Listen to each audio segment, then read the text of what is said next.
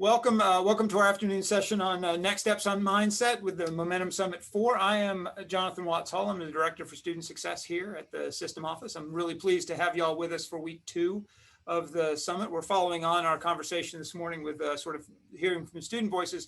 We're going to hear something that's very much about sort of thinking about where our students are. So, one of the of all the elements of the momentum approach that has captured interest and enthusiasm, nothing quite has done so much as and so broadly as academic mindset. 4 years ago when we met for our first Momentum Summit, what we knew about academic mindset was very developmental in higher ed. Much of this significant work had been pioneered in K-12. Very little had been done, at least at scale, in the higher ed space. And so strategically, we began our work in partnership with the Motivate Lab at University of Virginia by getting to know our students, by understanding the context of their mindsets, how they encounter difficulty, how they encounter higher education in general. And we did that as they began their experience at our institutions through the Mindset Survey, which most of you are at least somewhat familiar with. So building from this understanding, faculty and others began asking a host of questions, really interesting questions about how to advance this discussion around mindset, and specifically about how to intervene and how to support our students in their development of academic mindset. So today we're at a really interesting point in this journey. There's still a great many things we have yet to fully understand, but and the pandemic has only really added to this. And so, we don't know how our students encounter academic difficulty in these different settings. We don't know how they encounter the institution entirely. We don't know how this differs across student communities. Most especially, we aren't really certain how academic mindset affects students of color and first-generation students, adult learners, and such. We really don't know how academic mindsets may change over time. And that's just to name a few. So, with all this left to know, what's really encouraging is that the way many of our institutions have really dug in and begun to move forward on some of the work that we around academic mindset that are aimed at bridging some of these knowledge gaps and also responding to some of what we know is true from our initial research. So today's session is going to feature remarks from 4 institutions. We've got Georgia Southwestern State University, we've got Dalton State College, Middle Georgia State University, and the University of West Georgia, who are going to provide sort of an overview of the work that they've done. The presentation from Georgia Southwestern is led by Judy Orton-Grissett, who's the Director of Experiential Learning, and Mark Grimes, who's Associate Professor of Business and HR at GSW. We're going to move from there on to Dalton State College. Dalton State is represented by Bruno Hicks, Provost and Vice President for Academic Affairs, Brooklyn Herrera, the Assistant Director for Tutoring and Supplemental Instruction, Liz Hubbs, who's the Director for Field Education and Assistant Professor, and Mary Nielsen, who's Associate Provost there at Dalton State. We're going to have a conversation with Middle Georgia, and their work is being led, their presentation will be led off by Eric Sun, who's Associate Dean of the School of Health and Natural Sciences, Amy Burke, who's the Associate Dean, School of Arts and Letters, and Deepa Arora, the Associate Provost there at Middle Georgia State. And then we're going to wrap up with Ryan Bronkema, who's all by himself there today from the University of West Georgia, where he's the Director of First-Year Academic Initiatives. So I'm going to hand it over quickly. We've got a very full program. I'm going to invite you all as these conversations go along. If you have questions, pop them in the chat, and we will get to them as we go. I will certainly, if there's a clarifying question, happy to take it right at that point. But if you have a question as they go, we'll make sure we get ample time for your questions. We want to make sure we get to them all. I'm going to hand this over to Georgia Southwestern and let Judy and Mark take it away. All right, thanks, Jonathan. Let's see, I'm going to get my screen shared here. All right, so hopefully you are seeing my PowerPoint. Everybody see that okay? Okay. All right. So thanks again, Jonathan, for that introduction. So again, I'm Judy Orton-Grissett. So I was introduced as a director of experiential learning and also a faculty member. I'm an associate professor of psychology, and I emphasize that because Mark and I are going to be coming at our presentation more so from a faculty perspective. So like a lot of other people at a lot of other institutions, we are a state university, and so Mark and I and a lot of the people that we work with wear a lot of different hats. class. And so Mark and I have been lucky enough to work together on Momentum and some other initiatives. So we're going to share with everyone some of the things that we have learned from our teaching experiences, as well as some of the conversations that we've had through the Momentum group. So just a little bit about Georgia Southwestern, just to frame this and put it in context. Georgia Southwestern is a regional state university, largely four-year institution. We do offer some graduate programs. We're about 3,000 students, so that of course fluctuates from year to year, but that's our running average. And we have a lot of students who are first generation students and Pell eligible students. So that most of our students come from the region, that we do have students who come from elsewhere. Most of our students, again, are from lower socioeconomic status backgrounds. So that's a little bit about where we are from. So we're going to be talking about mindset overall, but we are really going to emphasize these two dimensions of academic mindset, so growth mindset and purpose. So just to point out, when we're talking about mindset throughout the presentation, we are referring to specifically more so growth mindset, which again is a dimension of academic mindset, as well as purpose. So before we get started, we just want to take a look here at what is motivating our students. So if we want to try to help motivate students, it's helpful for us to frame exactly what is it that they are coming in with and what is motivating them. So this data is pulled from Motivate Lab 2016. We know that students, many students, they want to be an educated person who has something intelligent to say about what's going on in the world. They want to make positive contributions. They do want to gain knowledge, and they want to have the freedom to pick the life that they want to live. So if we can understand this about our students in a classroom, knowing this gives us the perspective of how can we frame our conversations, our discussions, our content in a classroom that is going to better the student and is going to motivate them and is going to make them feel as though the content has a purpose, and put them in the right mindset. So a little bit about purpose here. Let's see, Mark, I think it's your turn. You take us away here. All right, I was just going to sit quiet until you handed it off. I should add too to what Judy has said, that most of what you see here in this presentation is something that Judy and I developed back in August for our campus faculty during what we call our Southwestern Week, which is our pre-planning. And we did a Teams call with any faculty who are interested in learning about our suggestions here. And I think maybe we had, correct me if I'm wrong, 20 or 30 faculty members, so a very small proportion of our faculty overall. And while I think we have some pretty good suggestions here on what faculty can do, we have not made the effort to really follow up with faculty to see who's doing it and what they're getting back from it. That might be something we look at doing in the future. But when we think about purpose, normally what we're thinking about from the academic standpoint, the advising standpoint, admissions standpoint, and from the momentum year and momentum approach standpoint, is trying to encourage our new students to have a general idea of what they want to do in life. What's your purpose in life after college when you get out into the real world? And then coupled with that, what do you want to explore while you're in college to help you reach that point? So it's a kind of a higher level outlook on what purpose means from the perspective of the students. And one thing that we really came to a conclusion about last February when we were at the Mindset Summit in Athens was that purpose tied with mindset,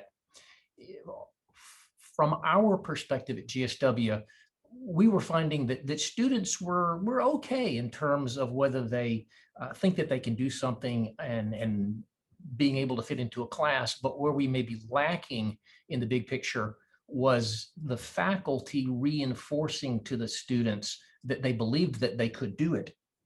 So in addition to just what is your goal in life and what major do you need to study to be able to accomplish that purpose, we started talking to our University 1000 classes, which is our GSW experience freshman orientation kind of thing. Next slide, Judy. And some of the things that they told us as we talked about how your class is going and how you're feeling about them. Do you feel like you're going to be able to be successful with them? Things that we were hearing were folks that were saying, why do we even have to take this class? And unfortunately, because I'm in business, I don't see a lot of students from across campus unless they happen to be business. If you're in education on our campus or nursing or business, you don't get as many of the students that are going through their first year classes. So usually, unfortunately, when we hear these kinds of questions that you're seeing on the screen, they're talking about some of their core classes before they get into their major. Why do we have to take this class? I don't see any use for this class in my future. I don't understand the class. The class is boring. I'm really kind of wasting my time taking this class when I could be doing something that is directly related to what I want to do in life. So when we talk about purpose on the micro level like that, a lot of our students are saying, I just don't see the purpose in the class. I remember when I was in high school and college, I had a good friend who was at the time the commissioner for the state of Georgia for the Department of Administrative Services. And he used to tell us that when he would walk into his high school algebra class, he and several of his friends would sit down and they would lean back and cross their arms in front of their chest and they'd say, here I am, teach me algebra. And the idea behind that really was, I have no interest in this. If you want to teach me something, the burden's on you to show me that it is valid and that it's good for you. And I think sometimes our freshmen have that same perspective when they walk into our classes. So the challenge we have is figuring out what we can do about that. Those of us who are faculty are teaching in a discipline for a reason. We've got a passion for that discipline. I have got a passion for management and a passion for human resources. Judy's got a passion for psychology. Those of you who are administrators probably have lost a little bit of the passion because you're not engaged and immersed in it all the time. But at some point in time, you had a passion for a topic. And one of the challenges we have is trying to get students to see that passion. Next slide. What role do the faculty play in trying to address those concerns of the students from the previous slide? As I said, we're passionate about our area of expertise. Judy's passionate about psychology, but I can speak for myself as I'm teaching human resources and principles of management and things like that, that while I'm passionate about it, I don't always let that passion come through while I'm talking, while I'm lecturing.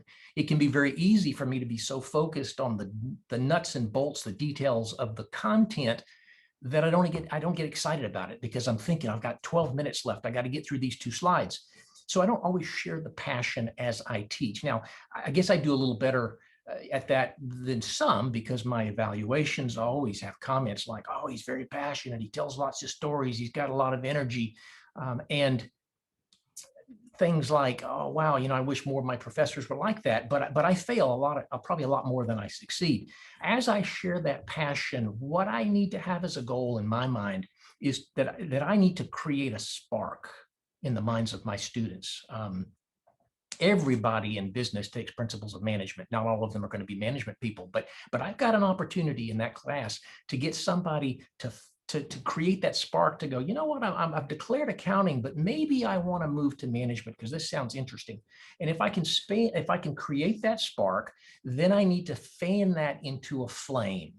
And if I'm not successful in doing any of that, at the very least, what I need to do during the semester is to help those students make a connection between the material that they're learning in that class and what their purpose is for their major and for their life. Next slide, your turn.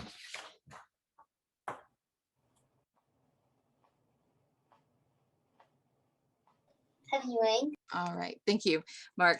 All right, so again, when we're talking about mindset, we're talking about growth mindset here. So again, the mindset in which students embrace challenge, they believe that their skills can be developed, that the effort leads to success, compared to a more of a fixed mindset where students are avoiding challenge. They're more likely to believe that their skills are fixed, and if they do put forth effort, that effort is of no use because they're not going to get any better. They're fixed where they are. So when we're talking about mindset in students, what we see a lot of times, are students saying, asking themselves, can I do this? Do I want to do this? What do I do if I start to fail at this? And am I willing to do what it takes for me to be successful? So a lot of our mindset work is focused on students and these questions that students are asking themselves. But again, Mark and I have been talking, and as a committee at our institution, we've been talking more so about faculty and the faculty mindset that they have of students. So students or faculty asking themselves, do I think that my students can do this? And do I think that my students want to do this? And what am I going to do if they start to fail? And how much am I willing to do for them if, I want them to be successful in their course or in their career? So these are questions, as faculty members, we are asking ourselves to see, what do I believe my students can do? Because ultimately it's futile, or it's just not as effective if I don't believe that my students can do this. So I can teach until I'm blue in the face. I can do, activities galore, but it doesn't mean anything if I don't believe that they can succeed, if I know that they can reach the goal. So a lot of this is Mark mentioned about fanning the flame, igniting the spark, fanning the flame, and getting the passion in students, and that is key. But I think too, we also need to self-reflect, and again, as we've been talking about, of what can I do to be passionate about creating this, spark and fanning, this flame until it grows. So for this is a developmental process. So moving toward this is, we may not be there yet, but we can use phrases along the way, simple, easy to implement phrases like, you can do this, right? So even if we have our our questions about okay, oh great, this class just bombed this assignment on average, what are we going to do? Telling them, I know this is challenging, but I know that you can do it. I have those high expectations and I know that you can meet them. So using some of these phrases, implementing those in class are key. All right. So in terms of purpose, some things that we might be able to say, and again, these are just easily implemented phrases that we can, sprinkle in our classes, that we can say, is when we're talking about something, saying it, and eventually, hopefully believing it, is that there is value, in understanding this topic. And I'm here to help you see the benefit and value, of this topic. So letting students know that you're here for them and here to help support them. And again, that you're there for them. We haven't really talked a lot, and we're not going to talk necessarily a lot about the social belongingness dimension to academic mindset, but I think that it's also, that's another really important piece of this, is that knowing that students are supported, in a course and in their college career. Do want to mention here about TILT, so transparency in learning and teaching. I know many of you are already familiar with this, but a big component of TILT is through the transparency is showing students what the purposes of the assignment or the purposes of a course or of some activity or question on an exam, that the questions, the assignments, that these are not just a hoop to jump through, that this really is tied, these are tied to course objectives, and these course objectives have been established because they are important for these reasons. All right. Like we said, the point here that we're trying to accomplish is for our passion to come through. The title of the presentation was Sharing the Passion. And if we don't do a very good job of sharing our passion, there's very little hope that our students are going to develop their own passion. So what do we do in the early stages? My goal when I teach a class at the beginning of the semester is to let the students see my passion and develop at least a little bit of their own, a very, very mild interest at the start of the semester. In the first week or two, if they can get a little bit of an interest, then I've made some progress. Once they've got that little bit of interest, then I build that interest into a passion. And then we build that passion into a plan for the major and for the career. And then when they leave this place, they take that passion out into the world post-graduation and they make a difference. Back to the first slide that Judy was talking about, those are some of the things that they really care about the most, being able to talk intelligently, to make a difference in the world. And if I can do these things on this slide, they come out of this place being able to believe that they can actually do that. Next slide. So what do we do in the first couple of classes? Help them see the potential. I am teaching, you fill in the blank. It's art history, it's Comp 2, it's intro to psychology, it's, whatever the case may be. There's a reason why you're taking this. And there is a valuable use for this. You may not see the connection yet between biology and management, but there is a connection. And if you can understand the biology, it's going to make you a better manager. See the value in this topic outside of a career. You won't go into biology, but you'll remember key ideas from this that you can use as you're dealing with people on a daily basis. Help the students see the potential that they have for success in their career, in their family, in their life, because they understood the concepts of psychology or how to write in Comp 1 whatsoever. And then help the students see that you are indeed committed to their success. A lot of times I think they come in, especially freshmen, come in scared of professors who are experts and who are just looking for reasons to whack them on the head because they didn't know the answer to something. And when we come across as people who care about their success, who want to gently guide them to a better answer, they begin to see that commitment. And they're not so much teach me algebra as it is, I want to learn something new today. Next slide. It always helps if they understand why you're passionate about this topic to the point that you'd spend your life studying it and then try to teach others. So I like to start the first semester classes. I guess it's an unwritten rule, maybe even executive order, that you have to let out the first day early, but I don't. I take all 75 minutes and the kids are like, man, he's going forever, just like I'm doing right now.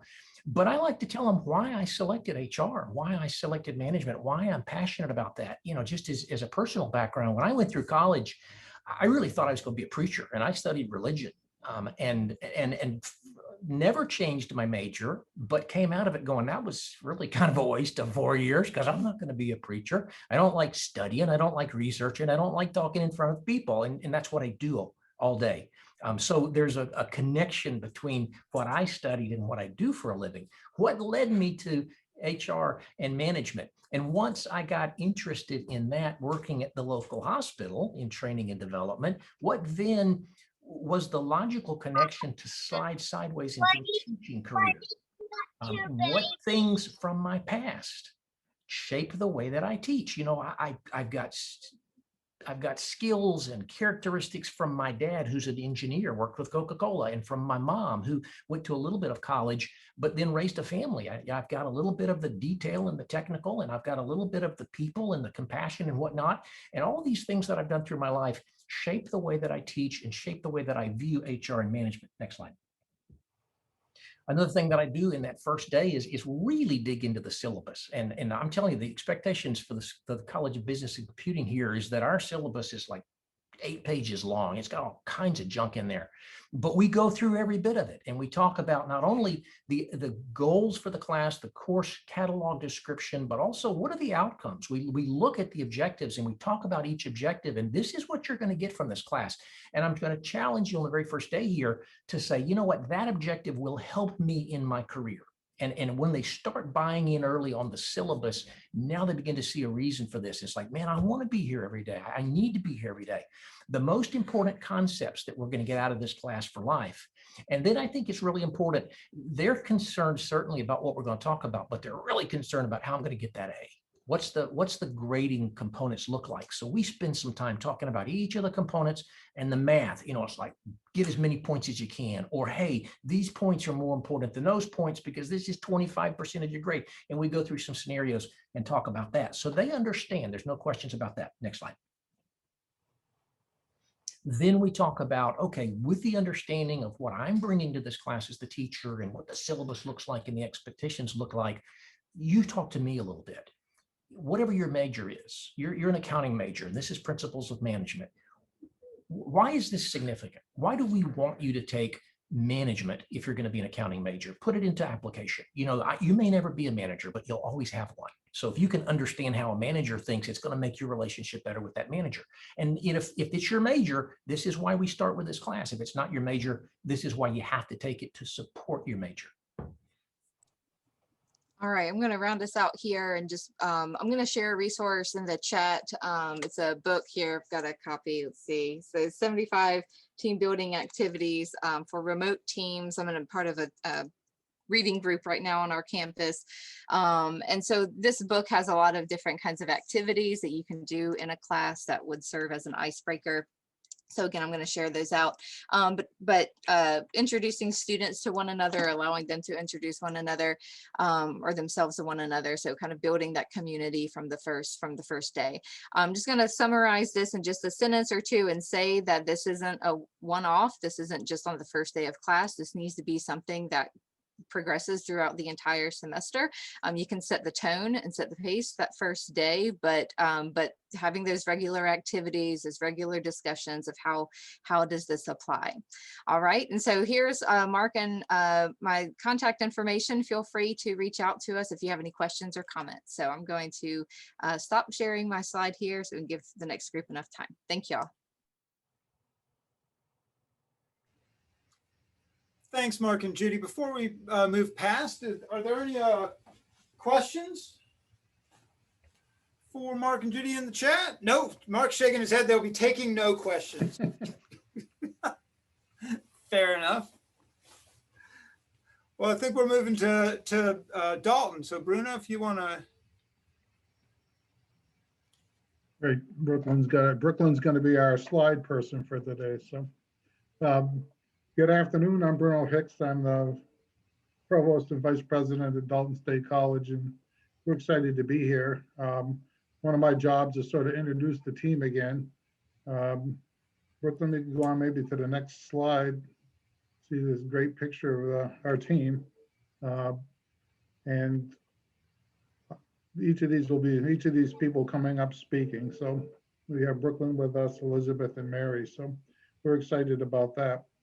So my job is sort of talk about our holistic models. If you jump to the next slide, Brooklyn, we'll jump right into the presentation. So mindsets. Let's start with mindsets. All of our students and all of us approach our life and our work with mindsets and dispositions.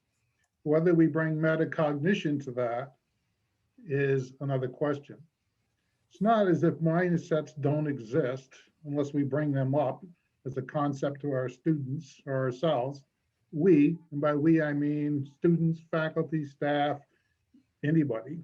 We already have mindsets from our life and from our experiences. This is one of the reasons that I think colleges in general need to address mindset collectively and help students, staff, faculty explore their own mindsets along a continuum. We need to ponder the concepts in a very metacognitive way and how we move along that continuum towards a growth mindset with an engaged learner disposition. I guess it's worth pointing out that negative experiences themselves can move us towards a more fixed mindset and our abilities around something. Or we make a judgment about other people that we see that they're not good at something. I think like a professor who decides a student's not very good at something without ever engaging in a conversation around what it means to be successful in a discipline. So picture mindset on a continuum between this fixed idea and a growth mindset. And you may notice that I talk a little bit about mindsets as in the plural. As a mindset, it just can vary depending on the topic, on the subject, on the theme that you're on. For some topics, we have fixed mindsets. And for others, we have a growth mindset. And other times, we're somewhere on that continuum. So understanding that a mindset is on a continuum and varies by subject, topic, or theme is helpful in thinking about the campus system to address mindset. So as a professor of teacher education, I can tell you many times, I've heard very smart, sharp, engaged students say things like, I just can't do math. I'm not good at math. I have a math block. So while they have a growth mindset for many learning subjects, they have a fixed mindset when it comes to math. This can be seen in all types of situations. I can learn a new song for my guitar and singing, but I can't write well. I'm good at, I'm a good student, but I don't like public speaking. I struggle when I mix with other people. I don't like getting involved, right? These ideas, they limit us in our ability to do things. So I think you get the picture that if you think about mindset as a continuum, and you sort of think about it varies by topic or theme, sometimes when working with students, it's just important to focus on their learner disposition as well as their mindset. So why they're similar in many ways. There's a difference between mindset. You can think of mindset more as a thought of your assumptions about yourself as a learner. And disposition is more like, what are my feelings about those assumptions? So we use the term growth mindset. We're addressing both mindset and disposition. So growth is like the disposition, and we're thinking about our mindset and where we're going. But the main point here is learners come to us already with a mindset and a disposition. And because it differs by subjects, the more holistically they hear the message from across the campus about growth mindset, the better. Now, I'm not saying we have it perfect in Dalton, but I think with our holistic model that we have here on the screen, we certainly are looking to seek the synergy that can come around from having a system way of looking at mindset. It's hard to achieve that synergy that you might get out of a system and thinking of a variety of ways across campus if your approach is really fragmented. So that's why we're sort of using this model that the mindset's a mission, it's campus mission, it's not an office. We want students to see this from around the campus collectively. And so with all of that said, I've sort of given you a context for this holistic view. And the rest of the presenters are gonna, I think Mary's gonna give you a little context of our efforts, and then we'll hear some examples from Liz and from Brooklyn, how this sort of works across the campus. And so with that, I think I'm turning it over to Mary, is that right? Yes. Okay, as Dr. Hicks has said, our mindset activities encompass many areas of the college and are really a team effort. In fall 2019, our Mindset Committee on campus offered workshops for faculty as a part of our opening faculty meetings. And about half of the faculty at that time, I guess about 170 faculty, attended at least one of the two sessions. Now, the Mindset Committee had hoped to follow up with the faculty at the end of spring semester, but as we all know, COVID happened and that got in the way of a follow-up. In fall 2020, though, because it's important for students to understand the mindset of their disciplines, departments on campus were asked to engage in discipline-specific discussions of mindset at their opening meetings in fall 2020, and I think most of them did so. We've also been incorporating mindset into our first year experience class. At Dalton State, the first year experience class are the perspectives classes. And in the perspectives classes, the students were given the opportunity to complete the PERTS Growth Mindset for College Students activity. This is a free evidence-based program, emphasis on free, designed to increase student engagement and motivation by laying the foundation for a growth mindset. It's a 30-minute online program that includes survey questions, reading passages, and brief reflection exercises. While at midterm, 275 students had completed the activity, by the end of the semester, 406 students had done so, which is about 65% of our freshmen who were enrolled in the first year experience classes. Our preliminary findings suggest the activity improves students' perceptions of mindset, and some of the other findings offer insight for Dalton State faculty and advisors alike. Before the intervention, 56% of our students reported thinking with a growth mindset. After the intervention, this increased to 69%. Students were also asked whether others would be surprised if they succeeded in school. And they found that we had a statistically significant difference between what our minorities reported and what whites and Asians reported. 46% of our Black, Latino, and other minorities reported that they thought others would be surprised if they were successful, compared to 22% of our white and Asian students. So how we send messages to the students and support students is very important. In addition, only 64% of our freshmen felt that their instructors cared whether they were in class or not. I know that instructors care whether the students are in class, but it's something that we can do better. And the activity has given us some insight, and the Student Transitions Committee is still exploring the findings. Brooklyn, next slide. We also incorporated mindset into our Gateway to Completion course redesigns, both in Math 1111 and in English 1101.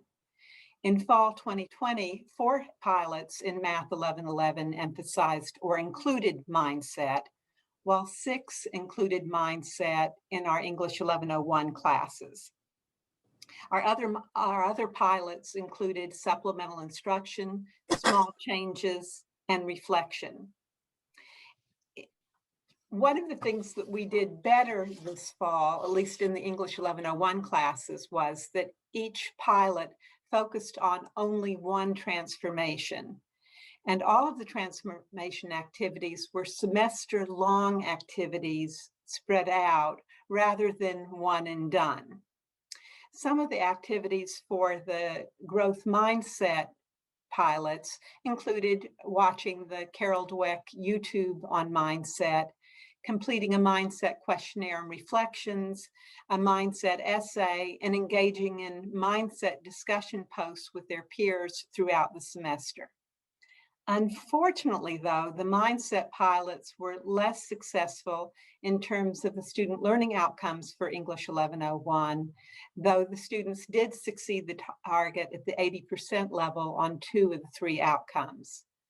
Mindset pilots also, unfortunately, had the highest DFW rates of all of the interventions. Overall, in the fall semester, our DFW rates for English 1101 were 29%.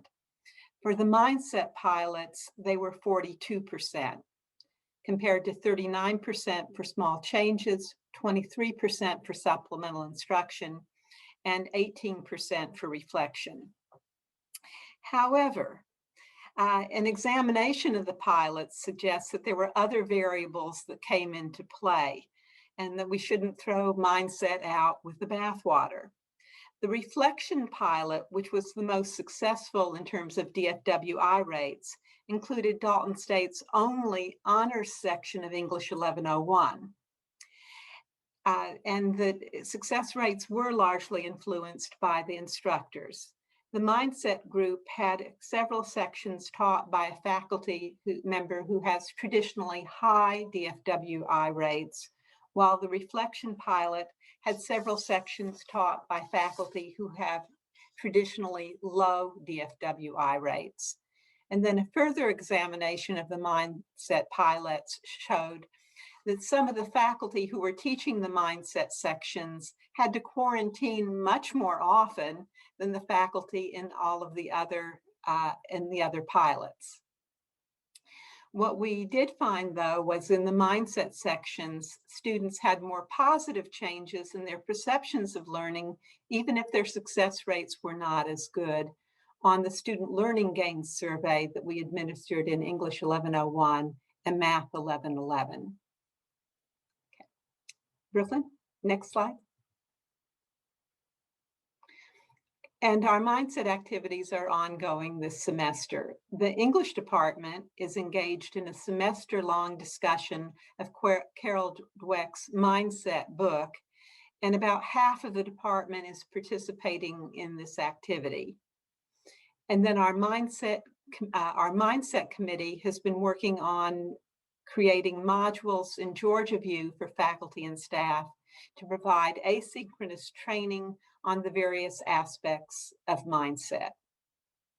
And now Brooklyn's going to talk a little bit about the work that she has done with peer tutors, and then Elizabeth Hubbs, the mindset learning community that she is leading as a part of the Chancellor's Learning Scholars. Brooklyn? Hey everyone, as you've probably gathered by this point, my name is Brooklyn Herrera. I'm the Assistant Director of Tutoring and Supplemental Instruction at Dalton State. I also serve on our executive cabinet for staff council, and like Bruno and Mary mentioned earlier, our mindset work has really been a team effort across multiple disciplines from the very beginning. So naturally, I began my mindset work from both of these different perspectives. And so throughout my mindset work, I have focused on peer educator training and a little bit of faculty and staff development. So first, I want to talk briefly about, through a staff council initiative, I did organize a virtual mindset workshop with faculty and staff centering around developing a growth mindset, utilizing grit and resilience. And so we were able to open this opportunity up to faculty and staff within the University System of Georgia, and we did have 52 of you all join us. So we're thankful for that. As you can see, 88% of attendees said that the webinar either increased their level of understanding about mindset or improved their skills. But today I do want to focus on my work with peer educators around mindset. And so peer educators at Dalton State include tutors, supplemental instruction leaders, math and science learning center assistants, and they do reach students across all schools at our campus.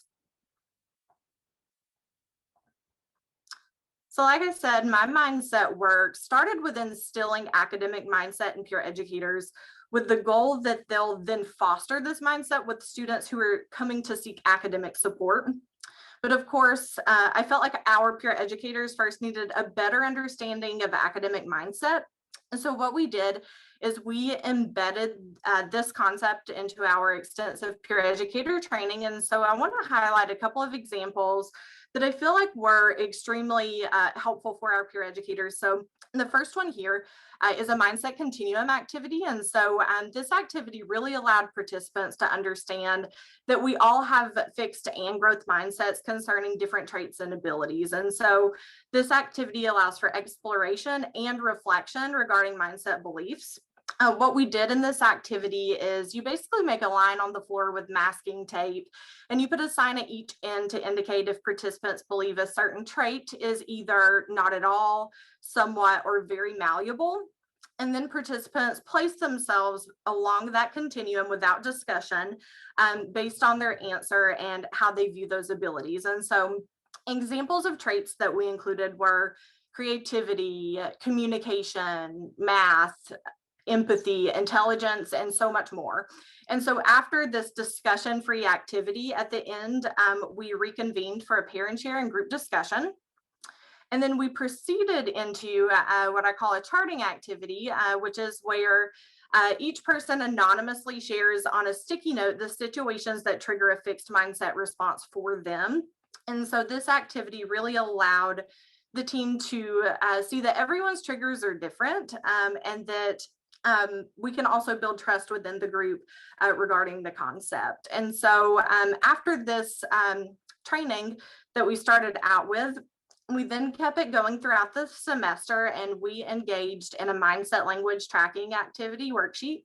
And so after sessions, tutoring, supplemental instruction sessions, peer educators would just write down phrases that they identified during those sessions. And then we would talk about as a group in training how that we can reframe those to promote more of an academic mindset.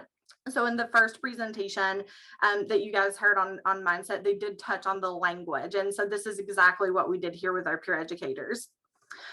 Then we also do continuous monthly training. And so to keep the concepts relevant. So at this past training, we did a mindset case study, and then we start all of our trainings out with a fun activity so that students can keep these ideas fresh and relevant. So an example of a fun activity that we did was virtual mindset bingo. So that's a little bit about the activities that we did with our peer educators. And so I don't have any baseline data for peer educator mindset, but I did notice throughout the training and the Continuum activity, we saw that a lot of students, peer educators who are higher achieving students, said that some traits were only somewhat or not even at all malleable. So I decided to conduct a mindset survey with these same team members in January, after being in the full swing of implementing a lot of different changes towards increased virtual student support offerings that my peer educators were actually initially very skeptical about. But whenever we did this assessment, we did find that 97% of team members now believe that we can change how intelligent we are. 94% of the team members believe that the harder that we work at something, the better that we can be at it. And 91% of them, which was surprising for me, actually enjoy my feedback and everyone else's for their improvements. So after offering development around mindset combined with an opportunity to really work hard and adapt in times of change so that they could continue serving students, has really given our team a newfound confidence to improvise and grow and try new things.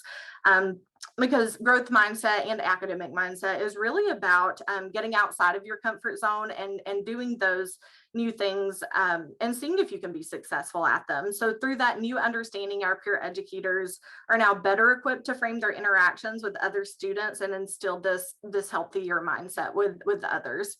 And so that was a little bit about my work with mindset. I hope that you all found some of the information useful as you plan your next steps toward mindset on your campus. And I'm going to turn it over to Elizabeth Hubbs to talk with you briefly about her work as a USG Chancellor's Learning Scholar. Great, thank you so much, Brooklyn. Hi, everybody. So yes, I'm going to share a little bit more about this experience we have going on campus and wrap it up from us here at Dalton State.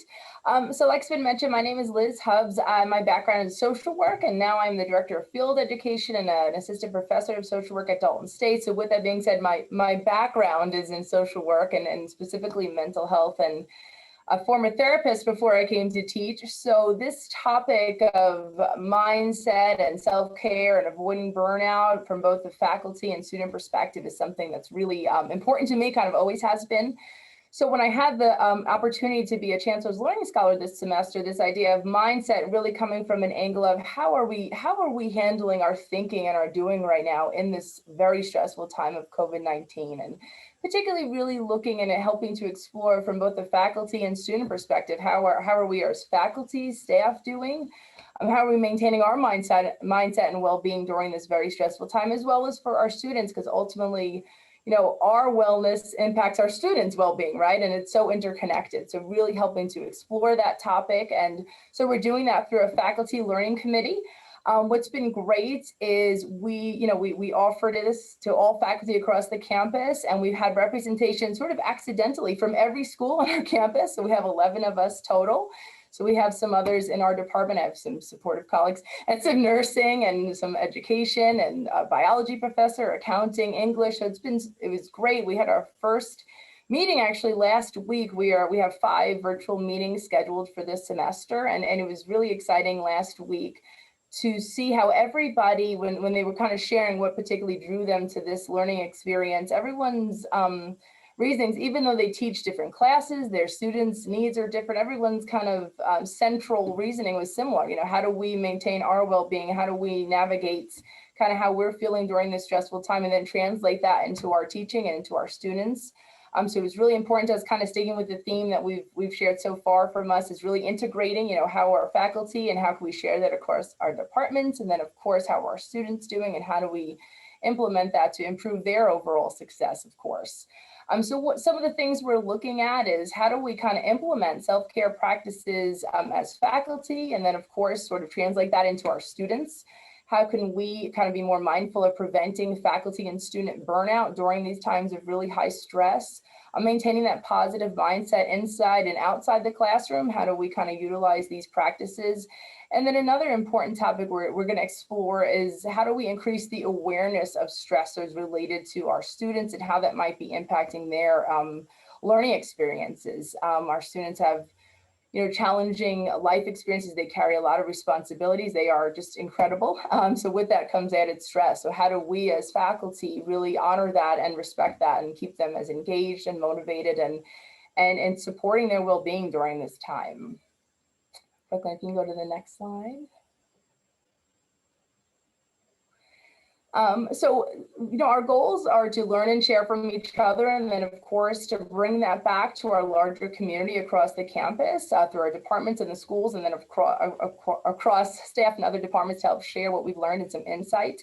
The other opportunity we'll all have is to implement a change specifically in one of our classes related to mindset and well-being, and then be able to share about how that experience was. So for me, for example, being in the social work field, one of the practices I implemented with my students, I teach seniors who are actually in their field, so they have a high level of stress, just sort of managing it all.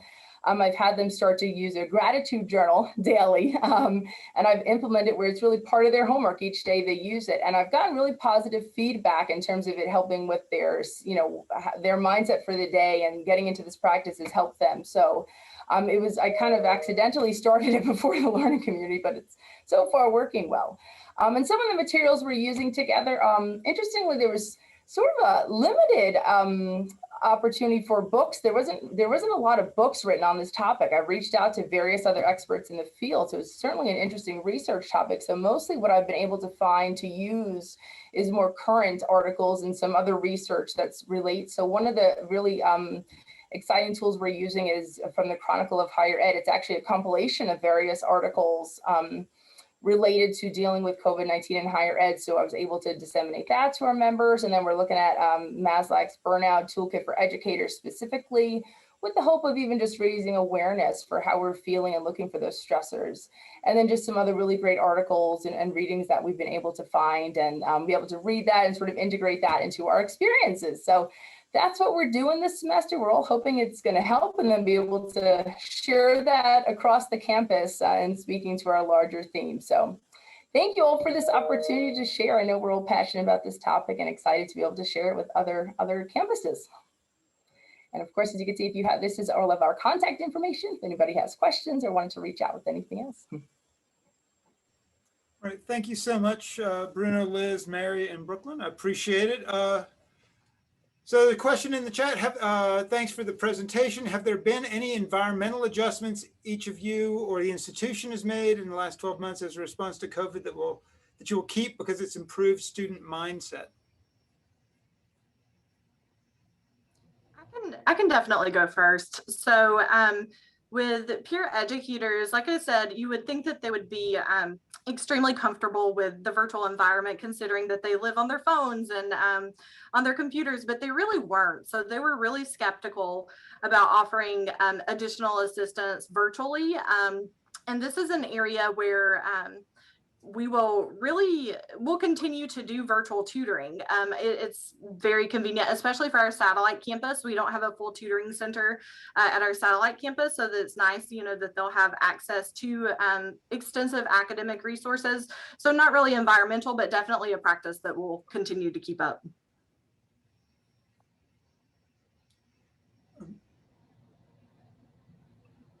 I might just add, and Mary can maybe speak to this even better than I can, but the workshops we're putting on Georgia View for people to jump in and look at mindset, and that was sort of came out of the pandemic, but we'll probably leave that up and expand out a Georgia View page for faculty and students that be like a resource kind of place for students faculty to go. Also, by being able to do these things virtually and recording the presentations, faculty who happen to be in class at a time where a presentation is going on will be able to go into Georgia View and participate in these materials. So that's, and I think we've also done a better job with recording things than we used to do in the past. Somewhat related, what are the strategies your peer educators use to transfer mindset beliefs to the students they work with? A lot of it really is language. So, you know, like they really touched on it in the first presentation, but letting them know that they can do it and there is room for improvement. Language is huge. So teaching peer educators, you know, how to reframe statements and not say something like, oh, math is easy. Acknowledging that it is difficult for other people, but we can do it. It's doable. So that's one. Also social belonging. So we've really revamped our strategies as far as introductions, check-ins with 2Ts, because it really is a great place for them to develop a relationship, not only for their academics, but also socially as well. So that's two things we've really focused on.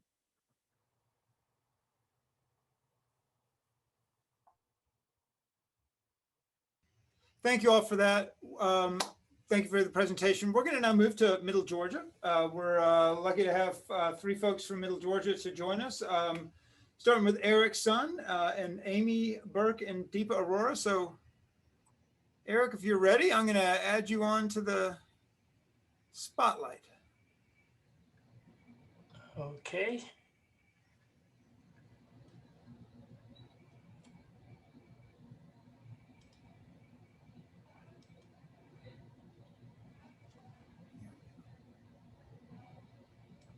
There you are.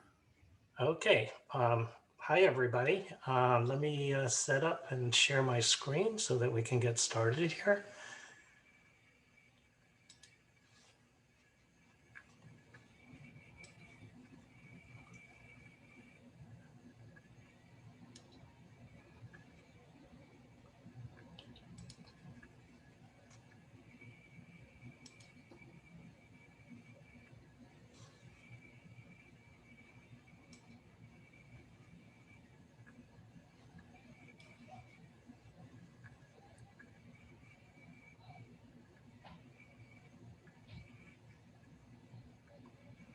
Okay, is it sharing or not sharing?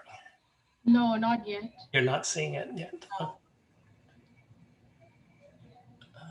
Let's see here.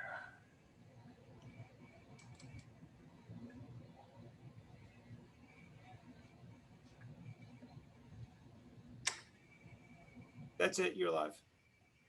Do you all see it? Yep. Yes. Okay. I think Deepa, you're going to start off and then we'll move through the presentation. Yes. Good afternoon, everyone. My name is Deepa Arora. I'm an associate provost here at Middle Georgia State University. And I'd like to introduce my team. You already saw Dr. Eric Sun. He's an associate dean with the School of Health and Natural Sciences. We also have Dr. Amy Burke. She's an associate dean with the School of Arts and Letters. Next slide, please, Eric.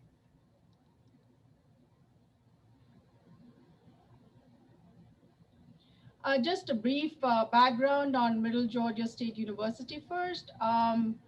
Middle Georgia was founded as a junior college in 1884. So we have a long and rich history.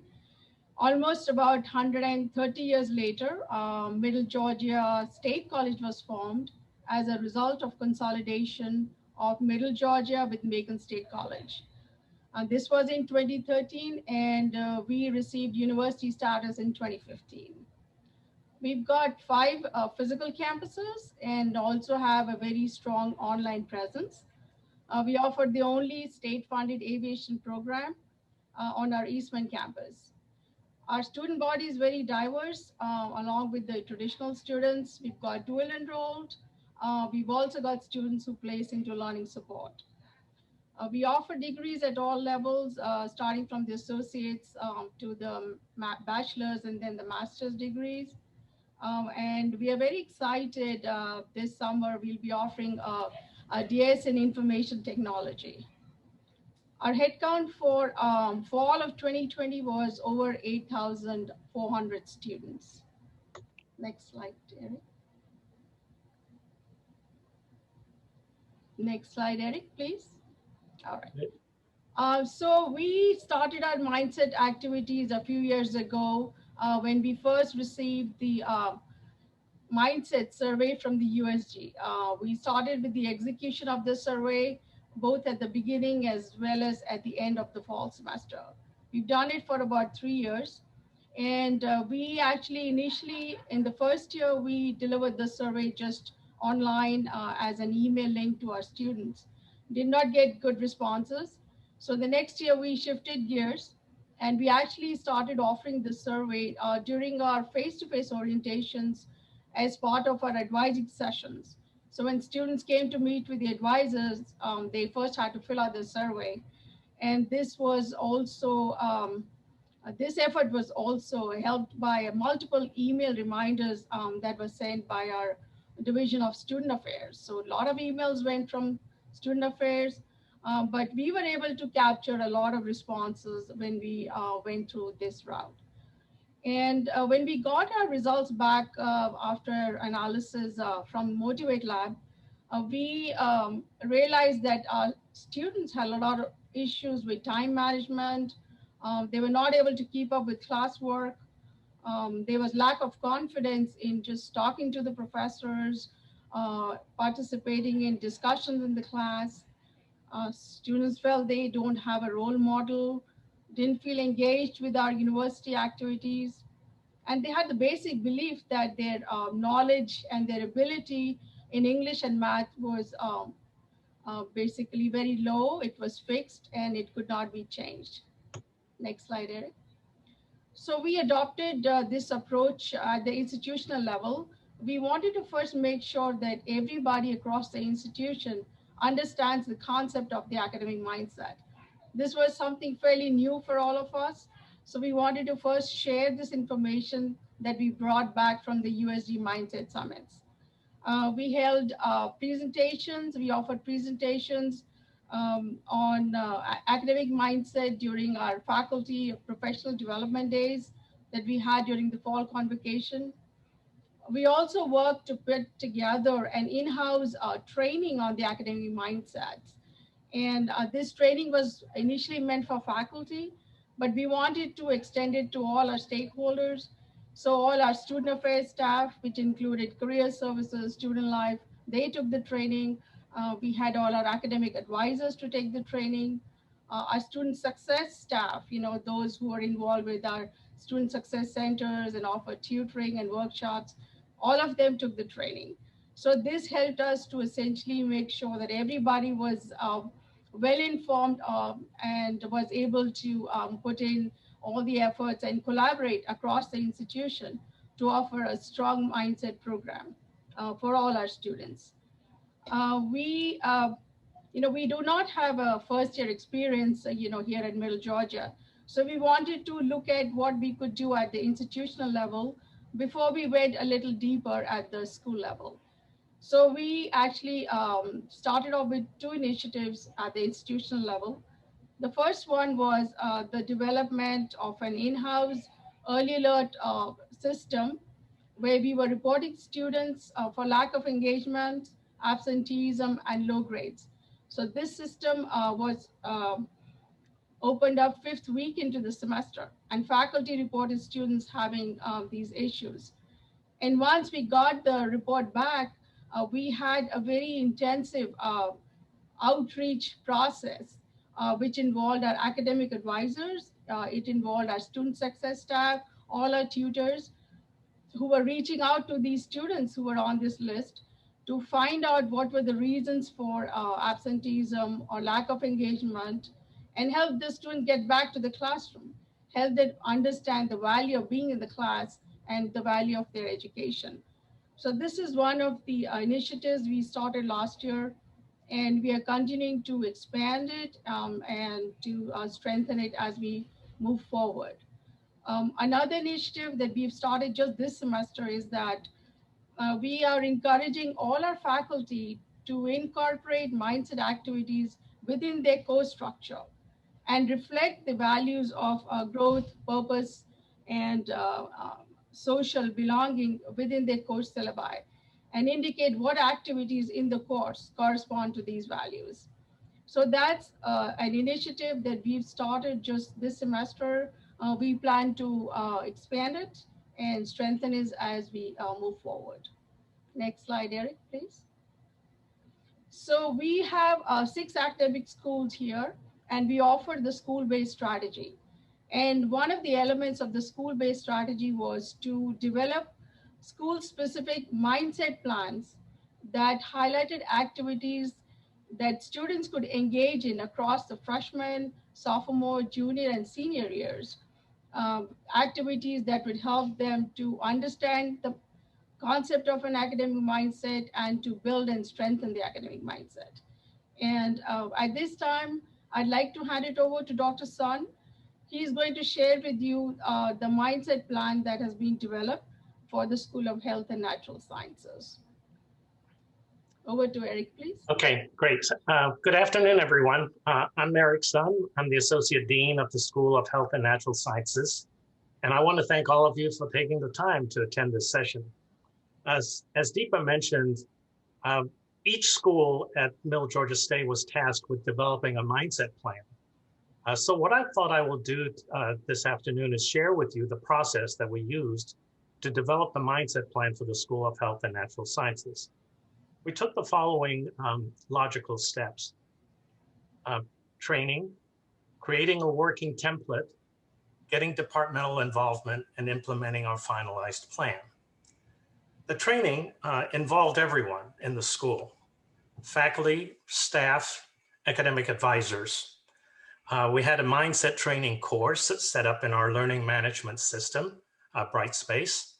And this screen that you see here is a screenshot of the course. There were 4 modules, and everyone that completed the course received a certificate of completion. One of the advantages of using Brightspace was the ability to track compliance and determine who had completed the training.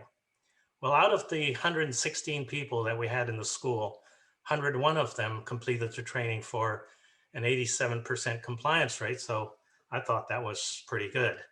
And with the training, we could move to the next step. And that was creating a document that we could all work on. It's always easier to first develop a document in a small group and then share that with a larger group for their input. In consultation with Dr. Underwood, the Dean of the School of Health and Natural Sciences, we created a working template by asking the following questions. What activities are we already doing to support the students? Which ones can be aligned with the mindset key beliefs? And this would be belonging, our growth mindset, value and purpose, and ability to succeed. Which student populations do the activities target? And as Deepa also mentioned, this was going to be targeted across all 4 student populations from freshmen to seniors. And then lastly, what activities or actions do we need to develop? What gaps did we have? So using this set of questions and thinking about what we're already doing, we came up with a working template that looks a little bit like this. I know it's a little bit probably small right now, but you'll see a larger versions of this in the next few slides. We have a resource. This would be the mindsetworks.com so that the faculty and staff and people doing this could go to. The several columns, there's a column on the mindset belief, column for the activities, and then a column each for the various student populations. There's also a column for comment, which is not shown on this slide. And so this template was sent out to the to all the chairs with an instruction asking them to, number 1, look at the listed activities and confirm that they were indeed being done, and then identify which student population they address. And then secondly, add any activities or actions that were not listed. So the next few slides will show the results we received from the departments. Okay, for the sake of time, I will only show and talk about a selected list of activities or actions for each of the key beliefs. The X's indicate the targeted populations, student populations. So the activities for the key belief belonging include welcome letters, sent to incoming students, and this activity targets freshmen and sophomores. So right from the get-go, this conversation has started, connecting students at all stages of their time with us to advisors and faculty mentors, involving students in departmental club activities. Again, remember this, the key belief is belonging, so getting them integrated into the school and the department, and holding information sessions for potential nursing and occupational therapy students during the summer. Again, this is a selected list. This next slide shows the activities for the key belief growth mindset. And this includes introducing the growth mindset concept to students in conversations with advisors and the faculty. The thought here being that this is not something that we do in one course or in one time interval, but an ongoing thing, something that we infuse into the culture of the school. And with that, the second bullet here, or point, activity is the infusion of growth mindset concepts into our courses, which includes our Area B perspective introductory courses and continuous and periodic training of faculty on mindset concepts. Again, with the idea that this is going to be an ongoing process and not something that we build, do, and then we're done with it. The next slide, this slide shows the activities for the key belief, value, and purpose. And activities include encouraging students to use resources in our Leadership and Career Development Center to build leadership and essential career skills, promoting their participation in high achievement programs such as our honors program and Torch Society, engaging in research opportunities, as well as participating in study abroad opportunities to increase their sense of contribution to other cultures, and this being a high impact practice activity. And the next slide is the key belief, ability to succeed. And activities in this area includes our early alert intervention system, where we partner with our Student Success Center on all of our campuses through their tutoring support service, faculty mentoring to foster student confidence and help students transition from a student that absorbs information to contributing information through seminars and presentations in our capstone courses. If you want to see the complete list for each of our mindset, you can go to our university website using the link on this slide, and I can put it on the chat also. As I mentioned, the slides that I've shown you are selected activities. There's much too many for me to mention in this short presentation. One other aspect of the implementation of our mindset plan is the inclusion of mindset activity in course syllabi. And remember, I just mentioned that every course, not selected courses, are targeted for mindset. Everybody got involved in this.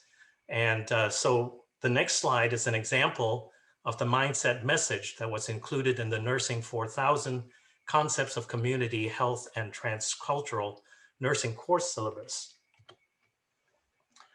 Okay, so with this slide, you see a portion of the syllabus at the very top, okay, is an explanation of the mindset and what it means and how this course promotes the development of an academic mindset. In particular, I want to draw your attention to the activities numbered 1, 2, and 3, which aligns with the various academic mindset key beliefs. You can see this particular course, okay, targets the growth mindset, value and purpose, and ability to succeed with specific activities that addresses each of these key beliefs. So in summary, I want to highlight a few take-home points which has worked for us and may be useful to you, particularly if you are in the process of developing an academic mindset plan. The first point is to leverage what you already are doing. Align the activities to the mindset key beliefs, and then get chairs and faculty involved from the outset through training and building the plan. This process is consistent with Dr. Denley's remarks at the opening plenary of this Momentum Year Summit when he talked about integrating all our activities into a coordinated effort to build and promote the academic mindset in faculty and students. Thank you for listening. And at this point, I'll turn the presentation over to Dr. Amy Burke, who will talk to you about the mindset plan in the School of Arts and Letters. Thank you, Dr. Sun. I'm happy to be with everyone today, and it's good to be here. I'm the Associate Dean of the School of Arts and Letters, and we can go ahead and move to the next slide. I'm just going to tell you a little bit about our academic unit. We consist of 3 departments: English, History, and a 3rd department, Media, Culture, and the Arts. And our academic mindset plan aims to strengthen the following areas with integration of mindset principles. And the first thing we did was develop an online orientation to our school. We worked to strengthen our advising and mentoring program. We worked to strengthen primary and supplemental instruction, both in and outside of the classroom within our unit, and to bolster our cultural programming that takes place every semester. And we are working to ensure that the mindset principles on the slide that most everyone has referred to, I think, in one form or the other, are embedded in our various activities and in the way we interact with our students from the freshman to the senior year. And just to recap, we want students to feel welcome in their academic program in school, to feel as though they belong in their learning community, to develop the belief that abilities can change through effort, and that's growth mindset, as we've all noted, to adopt the I can succeed attitude, and to believe that their academic work has value and purpose.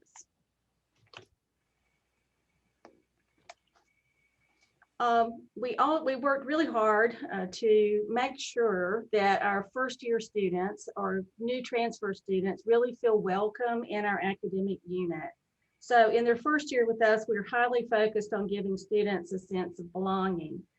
Freshmen and transfer students receive a welcome letter from our dean, Dr. Mary Warren, and from their assigned professional advisor. We also refer our students to an online portal in D2L Brightspace, where our majors are all added as students.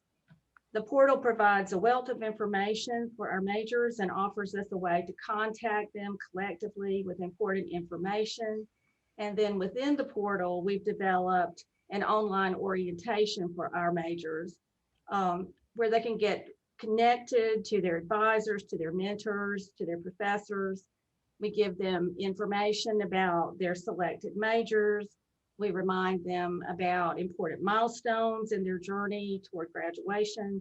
And we provide important information about mindset principles there as well, having developed a learning module that tells them about the importance of persistence and having a positive growth mindset in terms of seeing themselves as successful.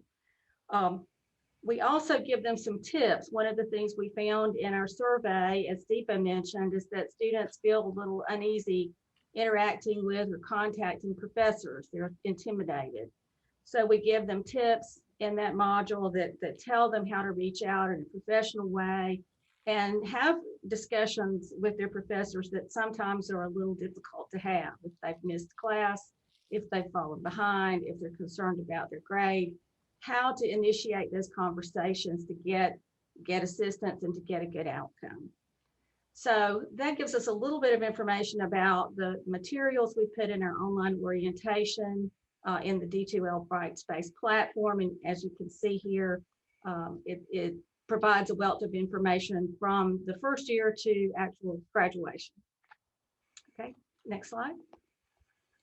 We worked very hard to bolster our advising and mentoring program. Because we have a school-based strategy at our institution, our professional advisors are embedded in our schools. So we have a really strong relationship with our professional advisors.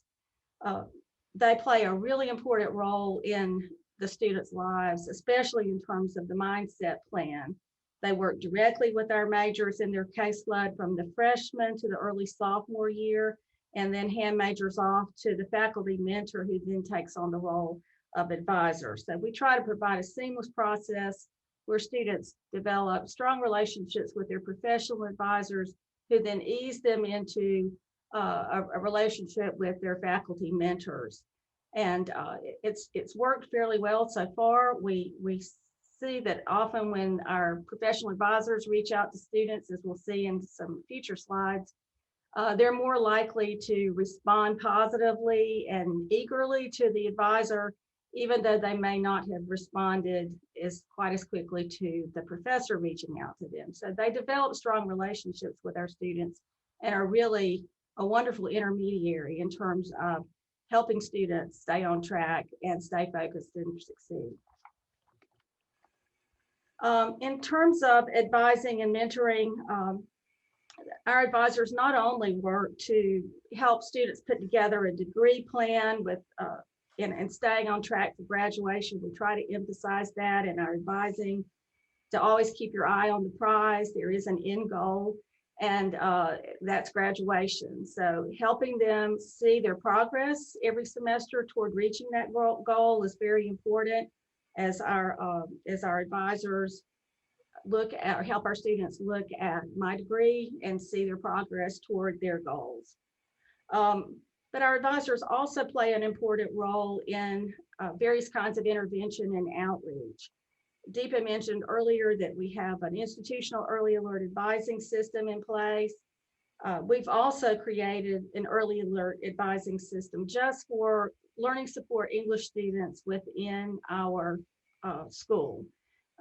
We have found that that population needs a great deal of intervention and support in the new co-requisite models that I think most of us are using now. And they do a great job of reaching out to students when they have been alerted that they are not doing particularly well in a class. And they work to coach students on how to make a comeback from where they are, how to interact with faculty, how to persist past the freshman year, how to find and use resources, and not to be embarrassed about using resources. Next slide. In terms of instruction, as Eric has already said, we have a statement on all of our faculty syllabi that indicates their adherence to the academic growth mindset strategy, and show how they will utilize that in their particular course.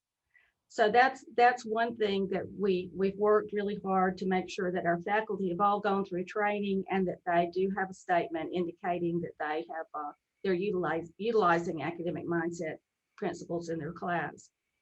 Beyond that, faculty really have in our particular school do a great job of engaging in high impact practices in instruction, which results in high student engagement. Our QEP plan a few years back focused on experiential learning. We've had a LEAP initiative that has taken place, where we focus on high impact practices in targeted classes. And faculty have really gotten, I think, a good understanding of what these kinds of practices are, and they consistently use these practices in their classes or have these activities in their classes.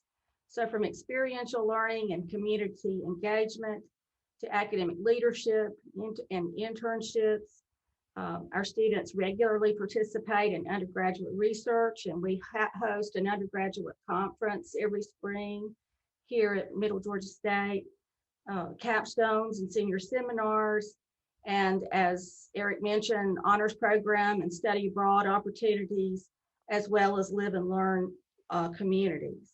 So faculty, I think, are committed to student persistence through student engagement, and especially through these high impact instructional practices. Next slide.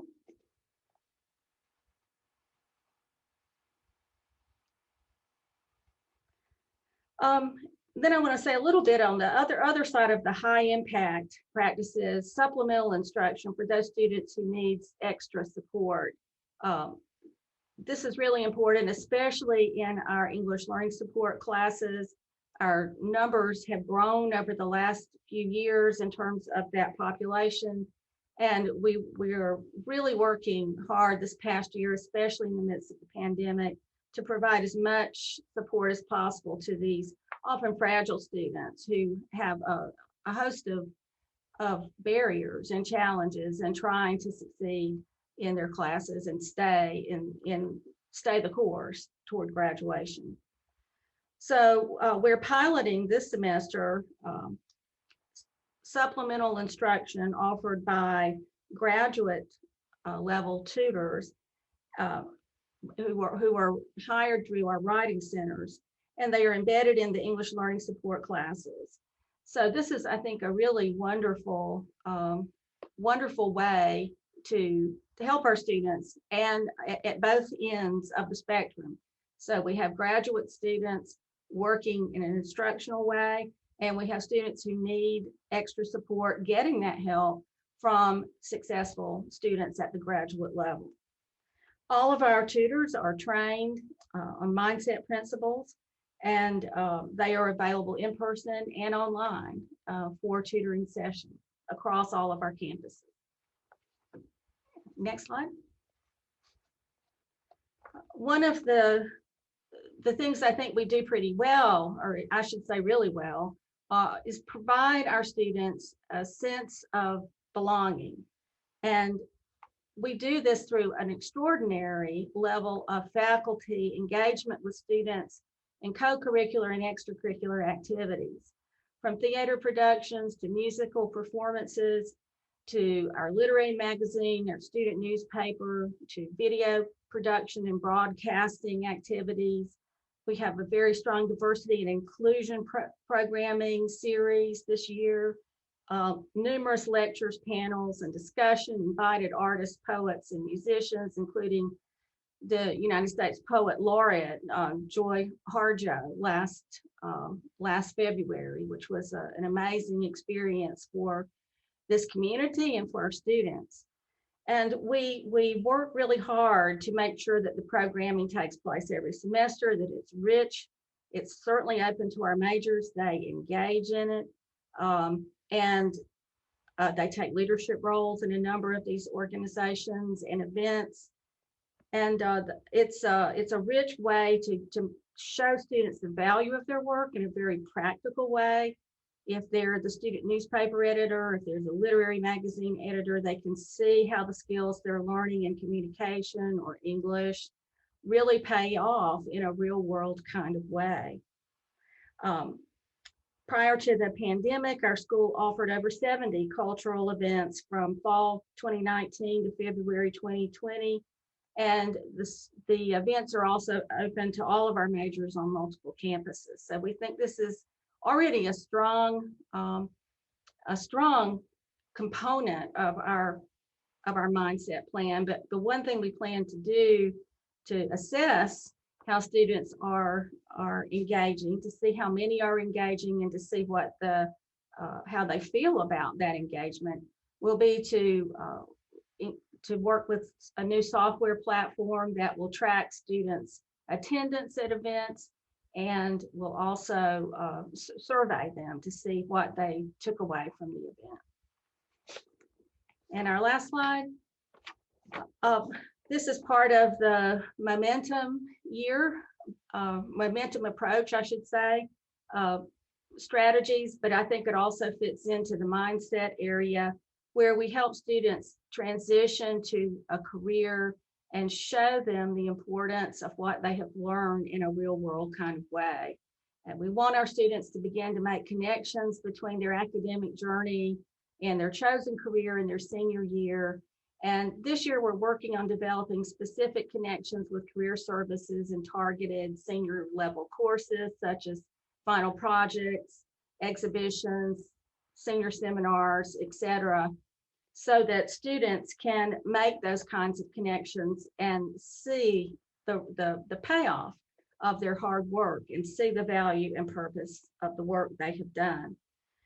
So also we offer through a variety of venues panels on career development and graduate studies preparation every semester. So to sum up, I think we've made some good progress with our plan, even with some disruption as a result of the pandemic. And we're still working on further implementation. And our big goal now is to start assessing what we have already done and seeing if what impact we've had. So that concludes the presentations from Middle Georgia State. And I think we're moving on to Ryan. Is that correct? Ryan, and I know we are at time, folks, but if you can hang with us for a little while longer, Ryan Bronkema is coming up from West Georgia. Here he is.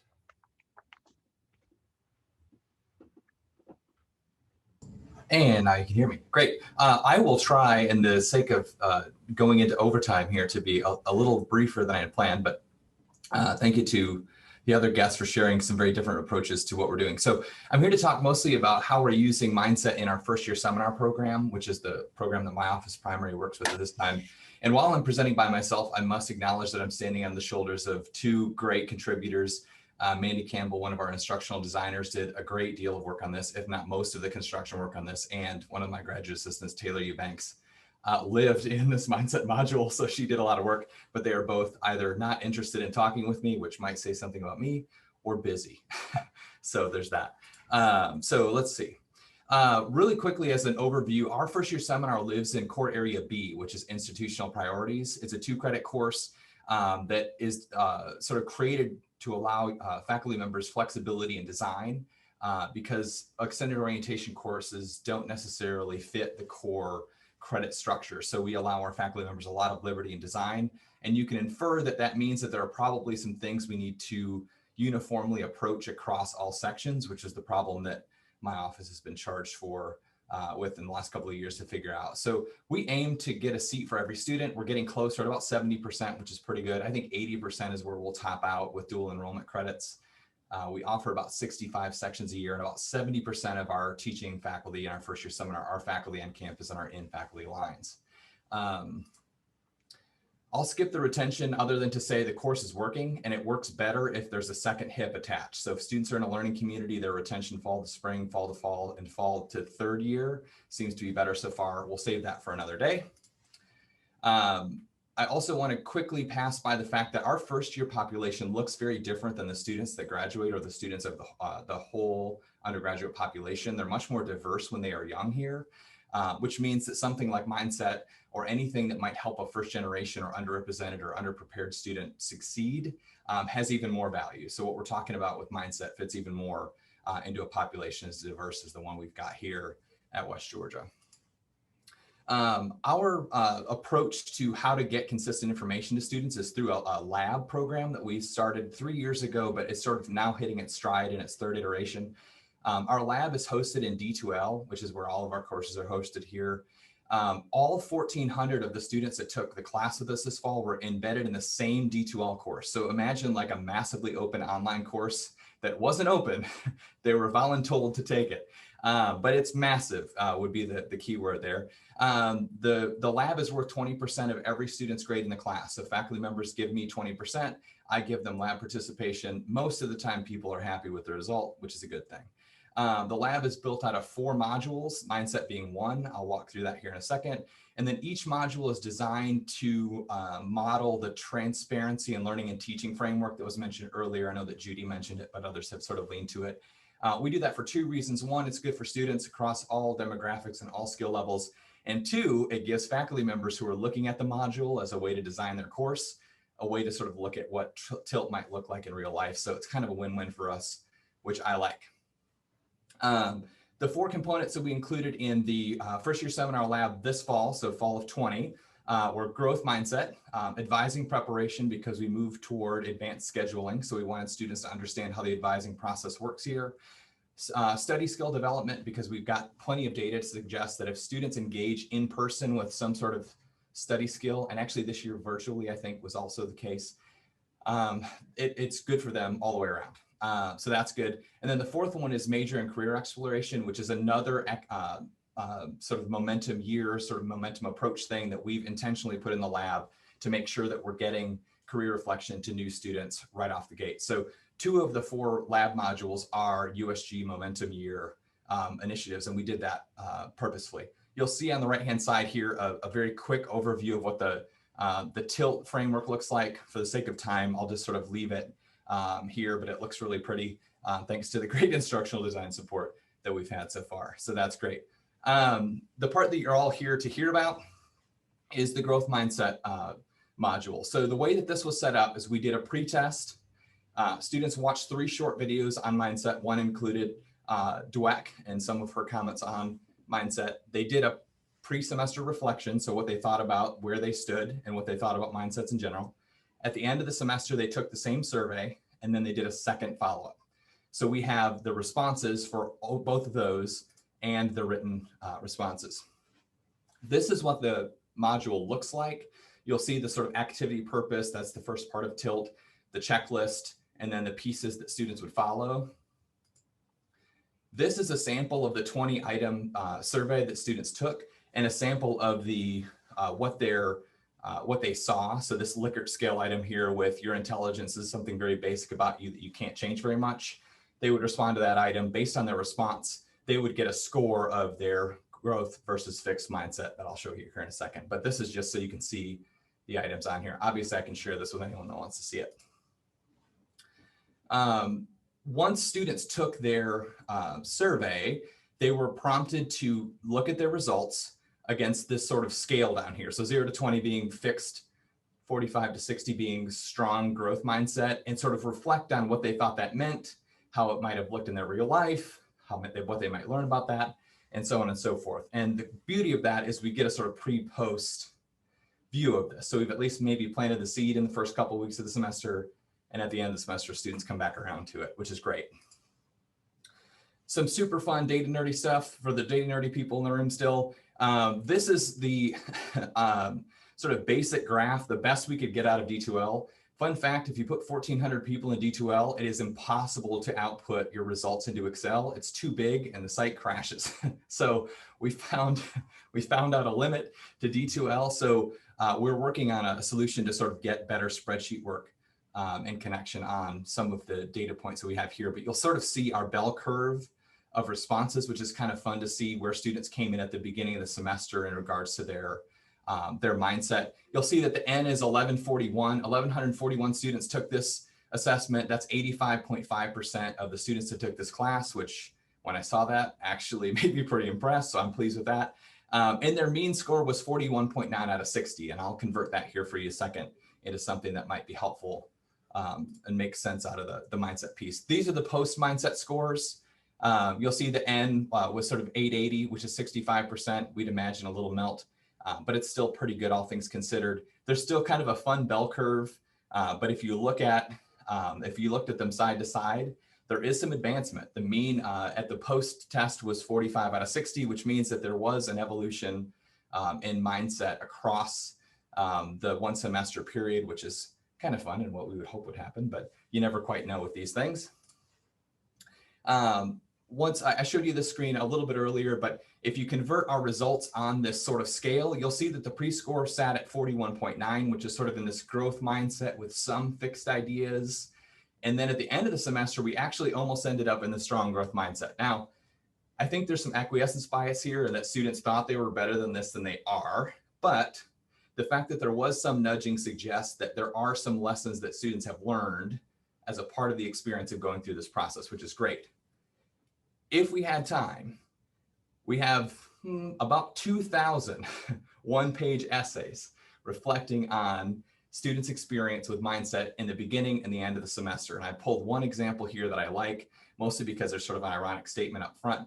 But this is where you can get into some of the nuanced identified reflection points that students hit on. My favorite here is, I have not changed my stance on intelligence and success. In fact, I believe it is more now. Notice I have not changed it, but it is more now. As I have proved to myself, I can learn things at a level I previously thought was impossible. Hey, I'll take that.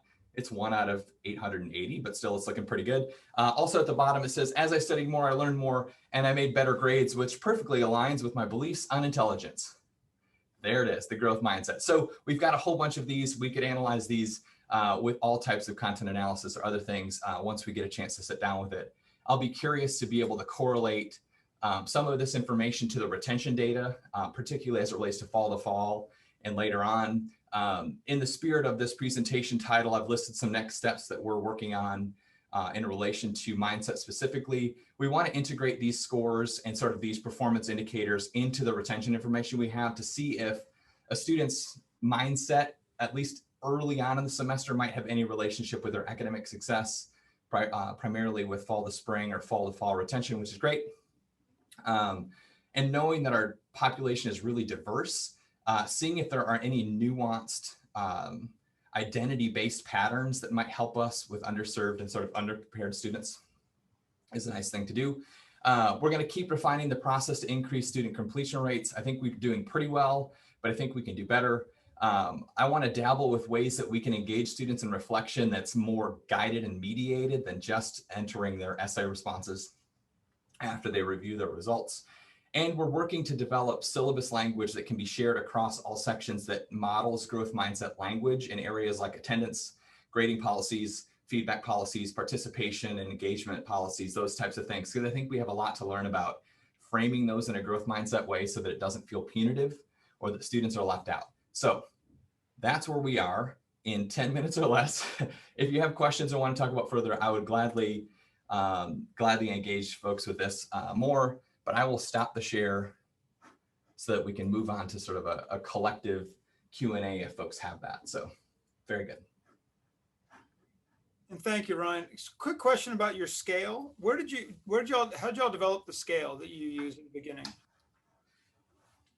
That is a great question that I wish the wise Mandy Campbell was here for. So she was digging around in some things, and I think she found it from another course activity that she had a friend that used, but I didn't have the quickness to gather that, but I can follow up with folks on it. But we pieced it together from something that Mandy found that she really liked. Again, Mandy's a big part of the intellectual wisdom of all this, but we borrowed most of it. Yeah, Ryan, I'm here. Yes, we did find it. Someone else was using it in our first year writing program. I will get that out to you guys. We can share that. We'll gladly share that with you. That was my fault, not Mandy's. So. Well, thank you for that. So are there, we're beyond time, but we also have over 100 folks here. So if you're interested in like asking any questions, pop them in the chat or unmute and ask them. This has been fantastic. What has been very exciting to me is seeing the work sort of spread on its own context across campuses. So thanks for that. I'm going to give a second for questions to come in.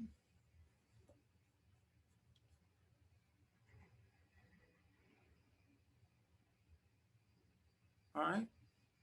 Well, it is 4:15 on a Monday, rainy Monday up here in the northern half of the state, at least.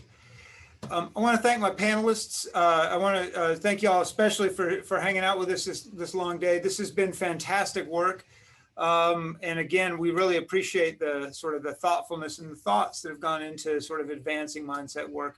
So with that, I'm going to again extend my thanks to the panel and a thanks to the audience and all of y'all. We'll pick this up tomorrow. Thanks so much.